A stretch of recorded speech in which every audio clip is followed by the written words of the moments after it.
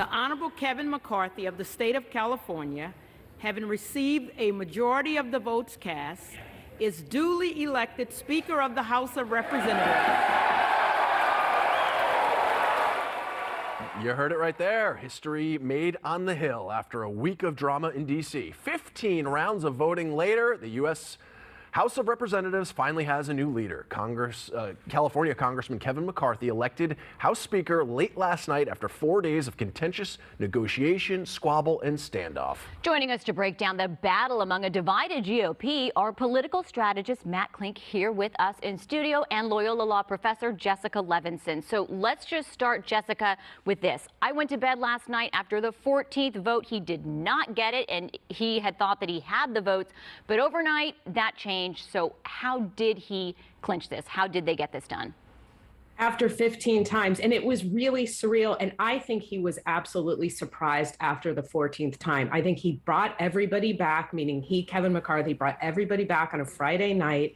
And remember, it was later on the East Coast than it was for us because he thought he could squeak by. What changed is that Matt Gaetz changed his vote. And the quote this morning that Matt Gaetz gave, which I think indicates so much about where we're going for the next 2 years, is, "I stopped thinking of things I could ask for." And it shows how many concessions Kevin McCarthy had to give in order to pull this across the finish line.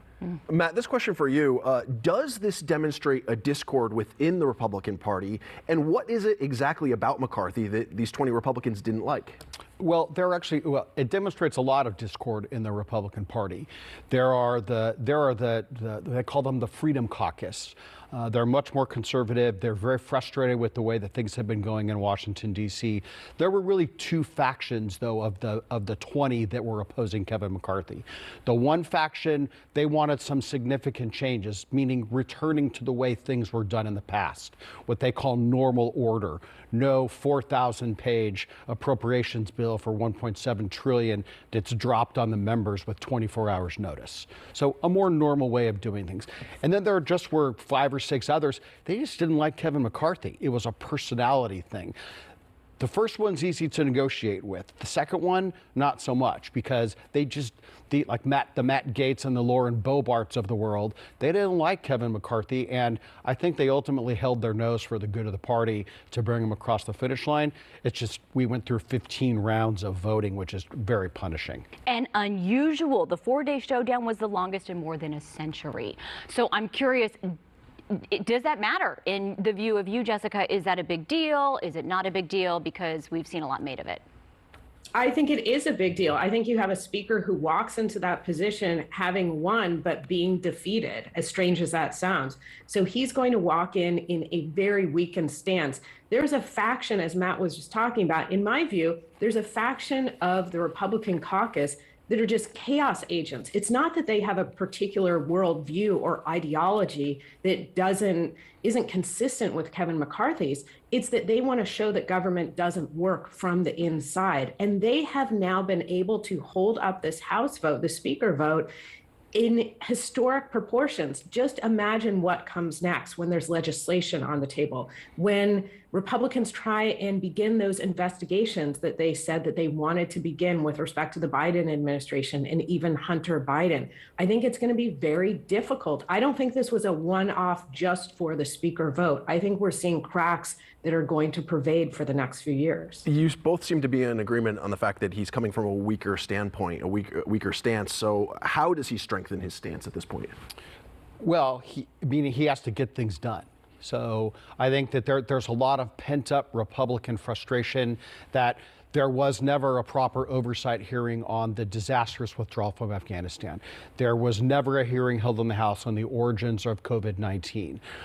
There has been no hearings on the weaponization of certain parts of the federal government, especially in light of the release of the Twitter files that show that the FBI and others were actively working with Twitter to pull content down.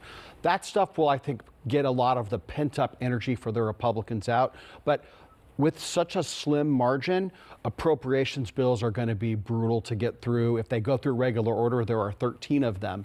And don't forget, they still have to meet with the Senate, which Chuck Schumer controls, and deal with the Biden administration.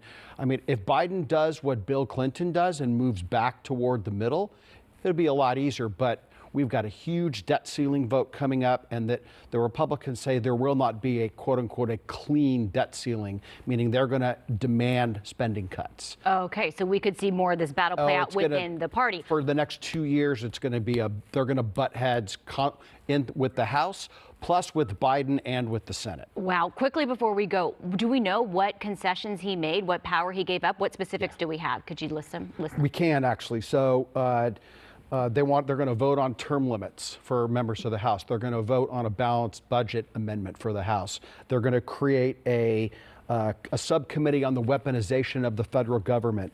They're going to require 72 hours that a bill must be in print for it to be voted on. They're going to return to regular order and appropriations bills, and one vote to vacate the chair, meaning that we can go through this mess all over again with about the House Speaker. All right. Well, thank you both for bringing us all the context on why this matters and what exactly happened. Matt Klink, Jessica Levinson, thank you so much. For more on Jessica, follow her on Twitter or check out her podcast, Passing Judgment. And you can find Matt on Twitter, too, at klinkcampaigns.com.